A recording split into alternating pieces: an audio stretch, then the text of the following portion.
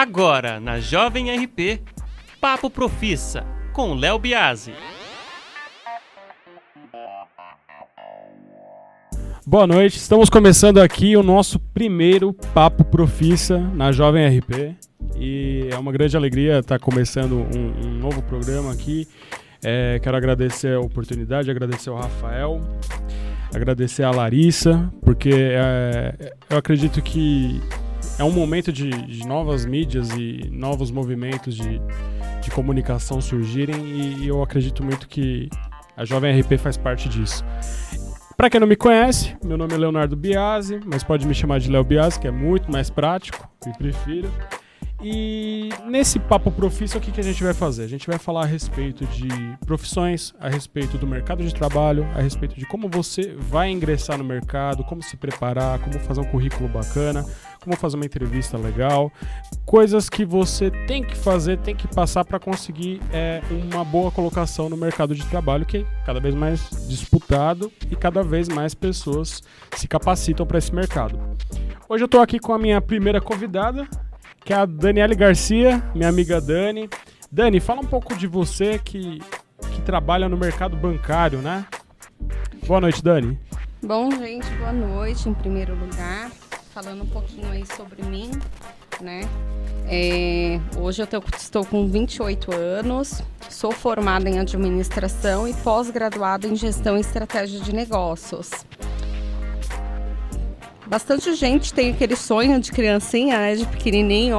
Quando eu crescer eu quero ser um gerente de banco. Vamos falar um pouquinho aí os caminhos que você precisa para chegar nessa área, tá bom? Bacana, Dani. É legal porque assim, a ideia do Papo Profissa é trazer pessoas que atuem no mercado de trabalho, pessoas que já trabalham, né? E para quem tem dúvidas ou para quem quer, né, se recolocar no mercado de trabalho, seguir um novo rumo de carreira, é muito legal ver e ouvir, né? No caso, a gente vai bater bastante papo aqui para que você conheça as profissões e saiba também se é um caminho legal para você ou não. E nós vamos também falar sobre alguns temas específicos do mercado de trabalho. Por exemplo, hoje nós vamos começar com o currículo, que é a primeira coisa que a gente lembra quando começa a procurar trabalho é de fazer um bom currículo. Para a gente saber, assim, por exemplo, no currículo de alguém que trabalha no mercado financeiro, uma pessoa que vai trabalhar no banco, o que é importante ter, o que é ideal ter? Bom, um dos primeiros pontos é os seus dados básicos ali, né? Logo no início do nosso currículo. Nunca conter documentos, números de documentos como RG e CPF. Bem sucinto. Local que mora, nome completo, telefone de contato, e-mail é um ponto muito importante. Tomar cuidado com aquele gatinha charmosa, com e-mails que você usa aí para paquera. Tomar bastante cuidado, o e-mail mais formal, né? Seria sim, o correto. Com certeza. Por exemplo, o meu ali eu uso nome e sobrenome. Não é Dani Gatinha. Não é Dani Gatinha, não. Não é Dani Gatinha, Tá Léo. Como o meu mesmo, eu uso meu nome, sobrenome e @. Hotmail, Gmail, são opções aí de e-mails muito bons. E uma coisa interessante que hoje eles têm colocado em currículo é em respeito do perfil do LinkedIn. Não sei, vou falar um pouquinho. Bem legal, né? Isso, vou falar um pouquinho sobre essa ferramenta que é própria para a área de buscar novas oportunidades de trabalho, tá? Fazer um breve relato da sua área que você tem de atuação. Se você não tem experiência, não tem problema quanto a isso. Provavelmente você tem algum curso, algo do tipo que você está buscando norte para se qualificar no mercado de trabalho. Certo. A formação acadêmica, né?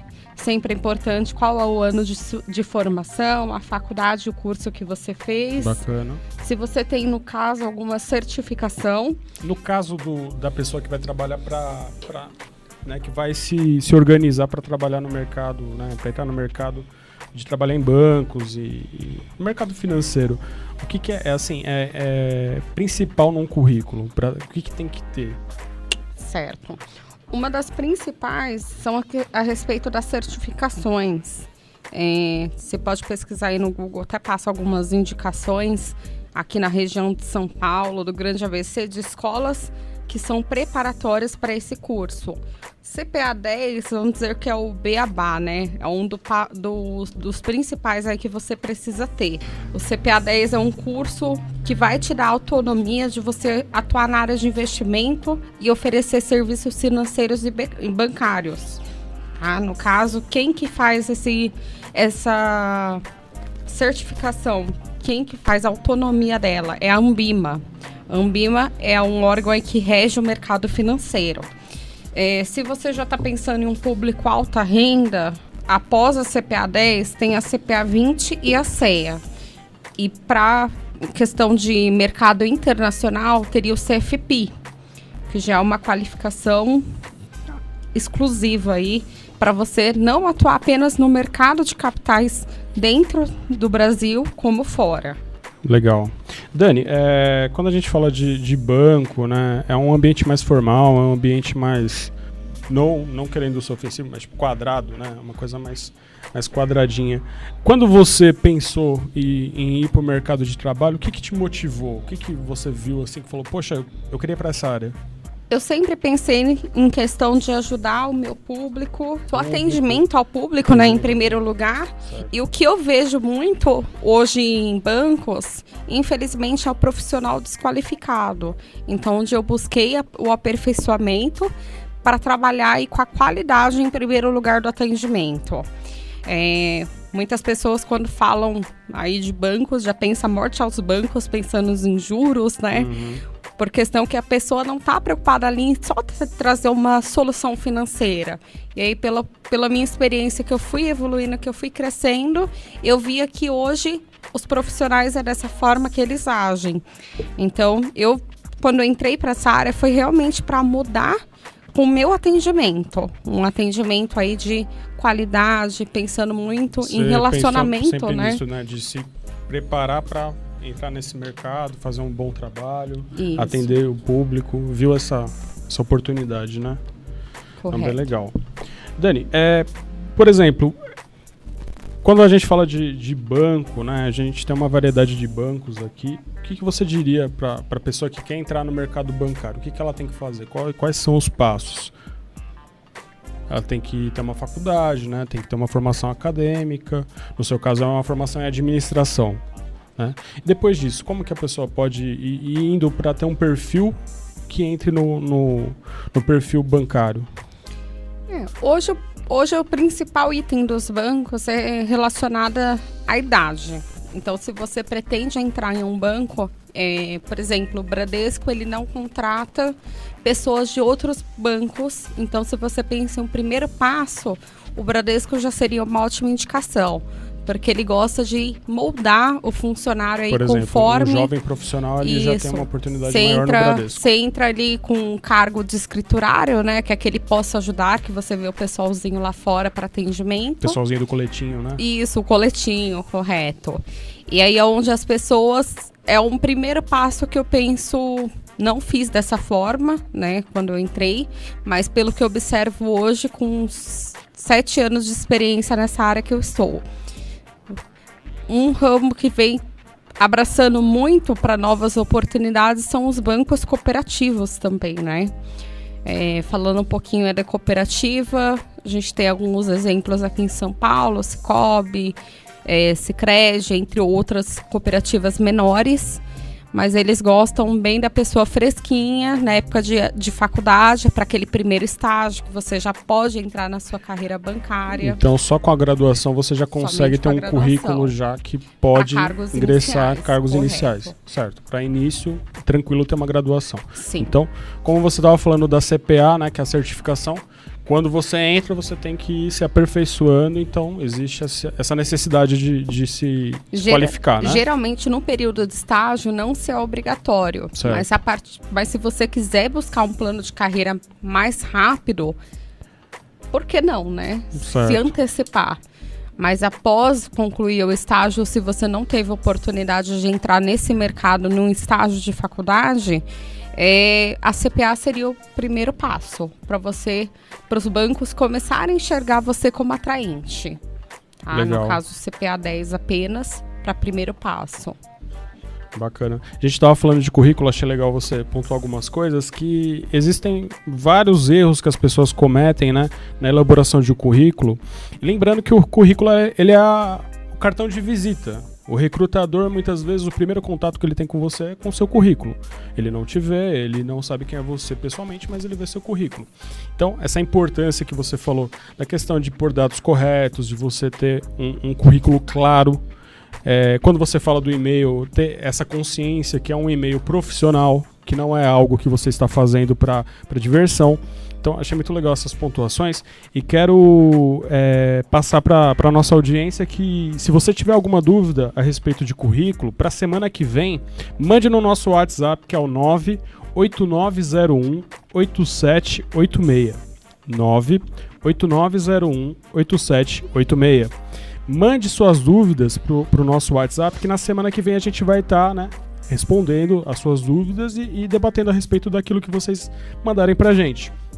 Mas então, Dani, dessa questão de currículo, a gente, né, coloca isso como um cartão de visitas, né, que é o primeiro contato, mas, por exemplo, existe ainda esse formato de entregar currículo físico, você levar o currículo para as agências, ou é mais uma coisa de internet, mais uma coisa de você mandar no e-mail? Como que funciona, assim, para essa área? Hoje a maioria dos sites dos bancos trabalham com sites de recrutamento. Então, por exemplo, a gente tem a Hiring Consultoria, a RDB Consult, a Integrity, entre outras empresas que fazem essa seleção.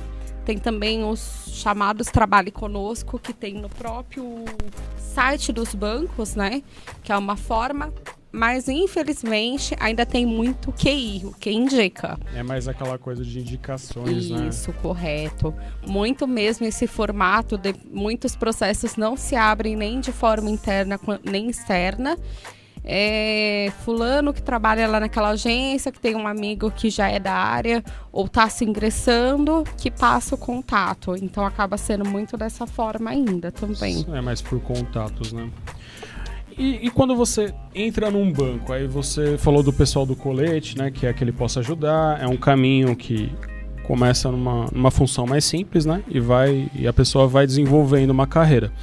Quais são as perspectivas de quem entra num banco? Por exemplo, começou, não posso ajudar, aí muitas vezes a gente vê que a pessoa vai trabalhar num caixa, vai trabalhar já num atendimento mais pessoal, mas dentro da agência, né? Não tanto naquela parte dos caixas eletrônicos. Qual é essa linha, né, de crescimento dentro de uma instituição bancária? Bom, hoje quando você entra num banco, você pode ir para duas áreas, a comercial e a operacional. Quando você opta por uma área operacional, falar um pouquinho dessa triagem que você passa pelos cargos. Começando aí tanto do posso ajudar, né? Vai para um cargo ali de caixa, onde você não vai ter tanto acesso a metas. Passa aí para o atendimento interno da agência, que não lida tanto com o público. Supervisor de operações, entre outras nomenclaturas que alguns bancos trabalham. Certo. Então não é uma padrão, área assim tão visionária, porque não traz receita para o banco. Então ele não prefere que você siga essa triagem, certo. Tá? Hoje os bancos dão preferência para quem tem no sangue a veia comercial, né? Que é nosso na venda de produtos. Isso, na venda de produtos. De pacotes, né? E até mesmo você vai ter um retorno financeiro maior. Certo. Porque a maioria dos bancos trabalha com a questão da remuneração por metas atingidas, que são as chamadas variáveis. Certo. Então você pode começar ali também pelo posso ajudar, aí você vai para um atendimento de assistência aos gerentes de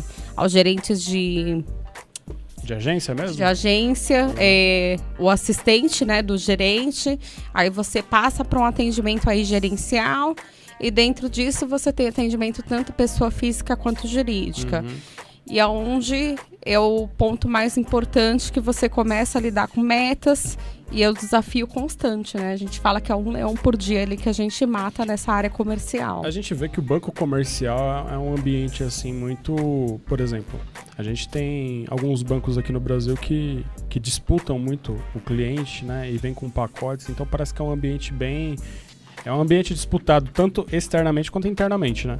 Correto, porque o que mais acontece é os rankings internos, né? Então, que gera uma competição que gera interna uma pra você desenvolver, competição né? que, de repente, tem 3, 4 gerentes naquela mesma agência de atendimento.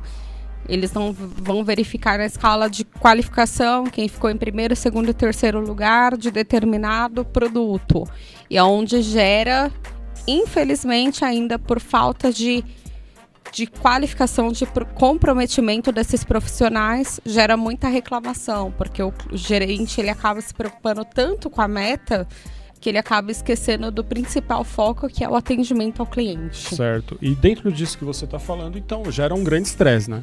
Uma disputa interna, gera bastante estresse. Quais são as dificuldades de quem trabalha no ambiente, né, de banco?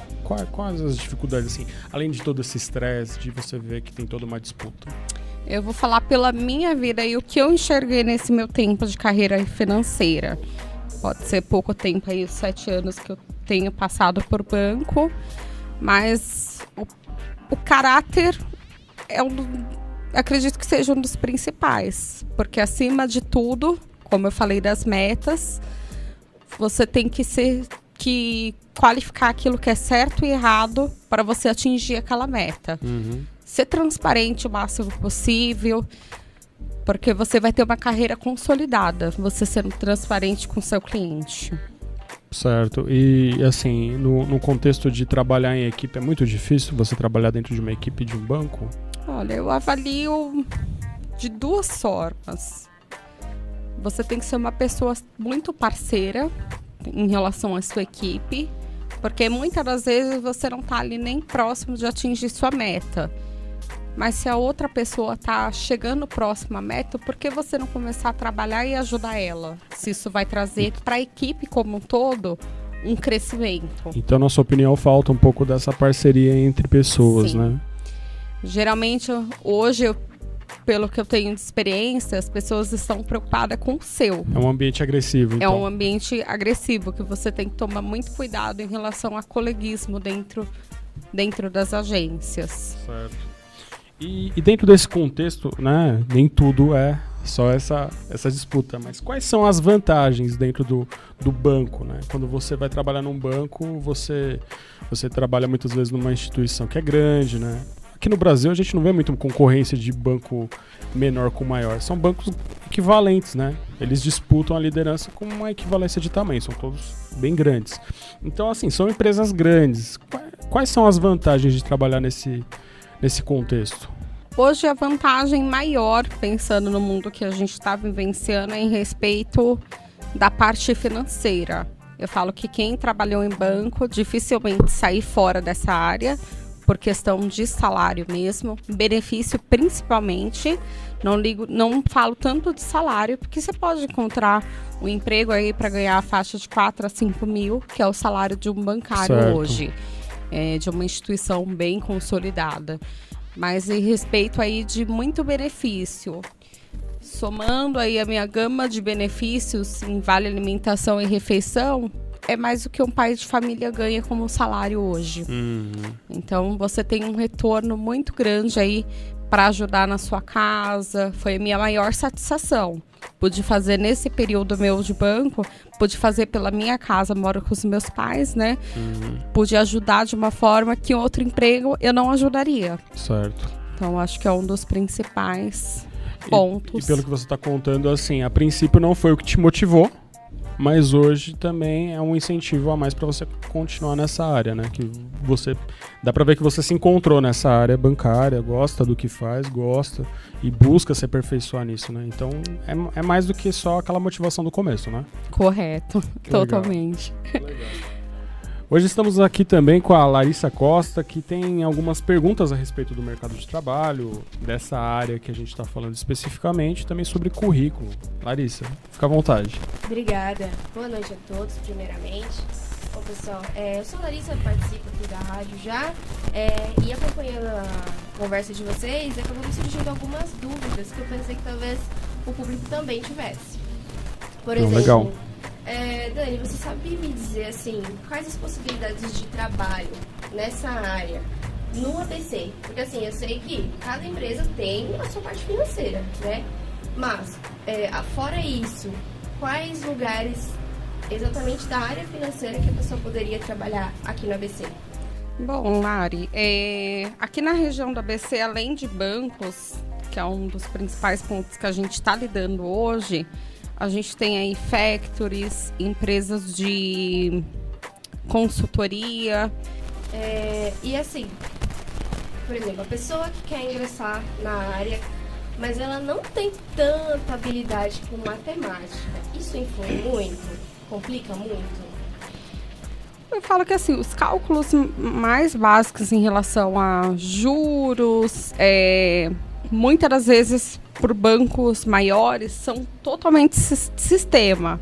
É bom você ter uma noção básica ali de cálculo de juros, uma base de HP, que é uma das ferramentas que hoje todo bancário acaba utilizando. HP, você diz aquela calculadora financeira, correto. Legal. Cálculo simples de juros compostos, mas não é um ponto ali principal. Você não precisa ser um expert da matemática. Não é uma coisa que afasta, né? Não, Entendi. porque a maioria dos bancos, se você entrar em banco grande, é tudo sistematizado. Entendi. Mas, por exemplo, na hora de ingressar, supondo na entrevista, né? Na entrevista, eu suponho que para você trabalhar no negócio financeiro, você precisa fazer lá uma provinha de cálculo. Aquela avaliação, né? Isso, tem bastante avaliação em relação a cálculo. Alguns bancos mandam, não são todos, eles não focam principalmente nisso. Um dos principais testes é mais em relação a raciocínio lógico, pelo que eu venho acompanhando. Tá? Não tanto em relação a cálculo de juros, entre outros cálculos. Bacana. E ainda sobre o currículo, por exemplo, eu trabalhei no caixa da lojinha do meu primo. Você acha que isso é um ponto que pode contar? É algo positivo ou tanto faz? De forma aí sem registro mesmo, Lari, nesse caso? Sabe? Alguém abriu uma lojinha sem registro, uma empresa pequena, um comércio de bairro, e aí a pessoa trabalha lá, controlando a parte financeira. Se você tiver outras experiências mais relevantes, não é o ponto principal de você abordar no seu currículo.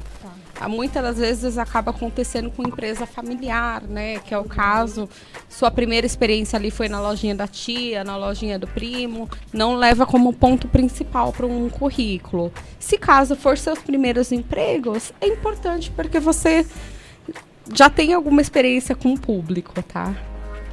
Então, querendo ou não, o que importa um pouco mais é você lidar com o público e menos com os números. Correto. Hoje é o principal. Interessante, né? Que a gente pensa tanto ponto banco aí com é o número, tete a né? tete, né? A gente ouve falar muito isso dos antigos, ali o atendimento tete a tete. Eles levam muito em consideração isso. Se você vai ter uma desenvoltura, na hora que o cliente sentar na sua frente, você não vai travar. Então, querendo ou não, uma lojinha de bairro, você tem muito contato aí com o público, né? É isso que o Léo falou, né? Faz sentido, porque pra mim, pra você entrar numa instituição financeira, você tem que ser craque da matemática. Tem que manjar dos números. Eu não entendido isso, mas que bom que não, né? Sinal que abre até mais espaço para outras pessoas. É a questão de você ser um expert, se você, por exemplo, prestar uma consultoria com horário agendado. Alguns bancos aí grandes têm muito esse serviço, que a pessoa ela vai montar um portfólio de investimentos. Aí ela tem que aí seria aquele curso do CEA que eu comentei lá no início, né? Ela faz todo o cálculo de base de quanto que vai dar o investimento, de percentual de risco e assim sucessivamente. Entendi. Mas para cargos iniciais não se faz necessário. Tá, interessante. E, deixa eu ver aqui. Por exemplo, se a pessoa quiser fazer uns cursos, eu não sei se, por acaso, no Sebrae, esses tipos de organizações teriam curso nessa área. Tem a fundação, a FGV, né? Ela é uma boa dica, né? Tem algumas outras que você se lembra, assim? Sebrae não seria tanto foco como você citou. Ele vai ter alguns cursos para organizar a vida financeira, que eu já vi por cima, e principalmente porque ele lida muito com microempreendedor, e muitas das vezes o microempreendedor não sabe separar a vida física da vida jurídica, né?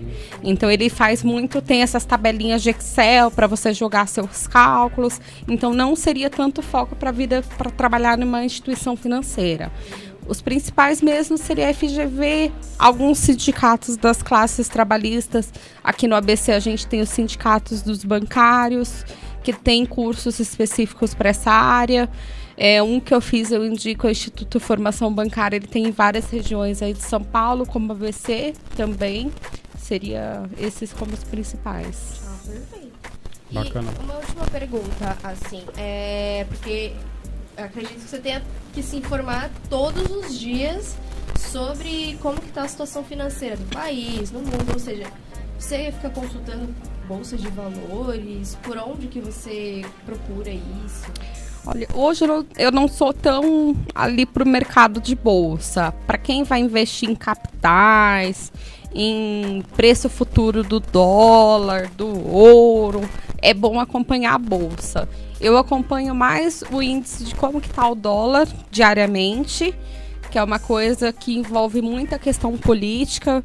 Você pode observar ali quando estava naquela questão de Haddad vai ganhar, ou se o Jair Bolsonaro ia ganhar, o dólar estava tendo oscilação. Então, são coisas que é bom você acompanhar. E um dos sites que eu leio bastante é o Infomoney. Isso. Ele é próprio da área. Muitas informações aí relevantes para quem tem interesse. E acompanhar, se você vai principalmente para uma entrevista, sempre entra no site da empresa, dá uma olhada como que foi os seus números. Por exemplo, fechou quanto ano passado em relação a balanço. São informações aí que você não pode passar batido, principalmente para uma entrevista nessa área. Entendi. Isso é bem interessante de citar. Correto. Então, mais isso, Dani. Muito obrigada. Obrigada, Lari, aí, pela participação. Bom, Dani, a gente falou, né, do currículo, da importância do currículo. Quando você falou a respeito, por exemplo, trabalhar num lugar é uma chance maior para quem é mais novo. Por exemplo, o que você não colocaria num currículo para a carreira? Por exemplo, você está na carreira financeira. Eu não colocaria de forma alguma. Existe alguma coisa assim que você não colocaria, que até prejudicaria você para uma possível seleção? Eu acredito assim, que de experiências anteriores, não que você vai omitir, mas você pode focar com as suas principais dentro da área. De repente, você passou por um serviço que seja totalmente fora desse seu ramo. Não, se você tiver uma gama grande de experiências no seu currículo, você não pode apresentar um currículo com 2, 3 folhas. Foca nos principais. É uma dica boa, porque muitas vezes as pessoas, ou por não permanecerem muito tempo no emprego, ou por não estarem muito certas do que vão fazer, né, da vida profissional, acabam trabalhando em vários lugares, tendo várias experiências e colocando tudo aquilo no currículo, que é uma coisa errada. Porque a ideia do currículo é você mandar o currículo personalizado para aquela vaga que você disputa. Por exemplo, as pessoas colocam muitas vezes errado várias folhas, muitas vezes errado o objetivo à disposição da empresa. Então é legal você falar isso, porque quando a gente fala da questão de trabalhar para banco, você tem que direcionar um currículo para banco. Você não pode fazer um currículo, trabalhei na mercearia, trabalhei não sei onde, coisas que não tenham nada a ver com aquele currículo ou que não tenham nada a ver com a vaga, né? Porque acaba não tendo um sentido quando você coloca ali objetivo à disposição da empresa, ou quando você coloca um currículo como cheio de conteúdo, mas sem um objetivo. Então, para banco não funciona também, né? Não, correto. Até mesmo eu passei por uma consultoria até para melhorar esse cartão de visita, né? Como o Leonardo comentou, que o currículo é o nosso cartão de visita. E uma questão que foi me apresentado é a respeito aí do seu objetivo. De repente, você não tem um objetivo 100% específico porque você trabalhou em algumas determinadas áreas. O LinkedIn já é uma ferramenta que você pode pôr dessa forma. A minha mesmo está como gestão comercial, prospecção de negócios, tudo separado por barra, né? Relacionamento com clientes e vendas. Então, tá tudo dentro dessa área de atendimento, de trazer solução ao cliente, mas nunca à disposição da empresa, tá? Certo. E até, por exemplo, eu passei por um emprego aí, meu primeiro emprego foi com meu pai, foi monitor escolar. que vai me trazer... Todo filho de pirueiro Todo filho de pirueiro é monitor de escolar. Eu que o digo Correto. também. Então, não é uma informação relevante para o meu currículo. E para isso que existe a entrevista, né? Você tem que deixar o seu currículo de uma forma atrativa. Que quem está olhando lá, ele não vai folhear um livro, 2 folhas no máximo, é o essencial. Legal. E aí ele vai olhar os seus principais pontos para aquela vaga, como o Leonardo comentou, como o Léo falou aqui pra gente. Léo, pelo amor de Deus. Então você não tem o porquê colocar alguns empregos aí, se for temporário e trazer uma relevância para essa vaga que você está almejando, ok, pode pôr, não tem problema nenhum. Mas se não fazer sentido nenhum... Não tem por que colocar, né? Você não está mentindo essa informação, você está omitindo. Se caso na entrevista você perguntar, além do que está no seu currículo, você tem alguma outra experiência? Eu fui monitora num projeto tal.